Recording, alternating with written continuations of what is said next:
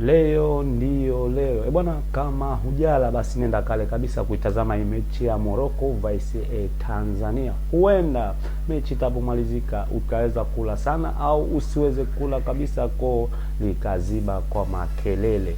Bwana, leo ndio leo AFCON raundi ya 16. Raundi ya pili hii ya 16 baada ya mechi za jana zilikuwa za kibabe sana sana. Senegal na Sudan, kwa Senegal ilipata ushindi goli 3-1, lakini pia upande wa Mali na Tunisia, one of the best game ambao nimeshuhudia jana, na kiwango bora kutoka kwa goalkeeper huyu DJ Diarra ambaye anakipiga katika klabu ya Yanga Sport Club, akipangua penalty mbili, mechi ambayo ilimalizika dakika 90 kwa moja, lakini katika upande wa penalty Mali walifanikiwa kupata penalty 3 na upande wa Tunisia wao wamepata penalty 2. Kwa hiyo Mali ameingia katika hatua ya robo finali. Congratulations to Diarra, kwa sababu yeye ndo alikuwa main of the match wa siku ya jana. Bwana, leo ni Morocco na Tanzania, lakini mechi nyingine ni South Africa pamoja na Cameroon. Is a big game today, hizi leo ambazo tunategemea zitakuwa na ushindani mkubwa. Bwana, katika historia Morocco na Tanzania wameshakutana mara 7.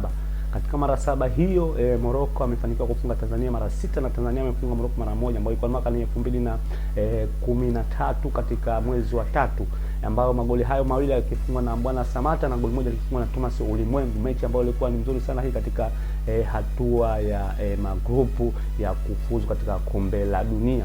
Kwa hiyo siku ya leo naamini mechi zote itakuwa ngumu sana, hii ya Morocco pamoja na Tanzania, kwa sababu kwanza Morocco ni one of the big team ambayo kwa upande wa Afrika na duniani kwa ujumla kwa sasa ni taifa ambalo linaongoza kwa ubora wa wachezaji ambao wanajituma sana, na wachezaji ambao wenye ubora katika kikosi hicho cha Morocco. Kwa hiyo naamini mechi ya leo bwana itakuwa mechi ngumu, japo kiuhalisia Tanzania ni underdogi wa Morocco siku ya leo, lakini naamini anaweza akafanya vizuri kama atatolea, lakini sio mechi rahisi. Ni mechi ambayo kipao kubwa cha ushindi anapewa Morocco kuweza kupata ushindi katika siku ya leo, but football ina matokeo tofauti, lolote linaweza likatokea na likastaajabu hata ulimwengu bwana. Hii ni HSM Sport na mimi ni HSM.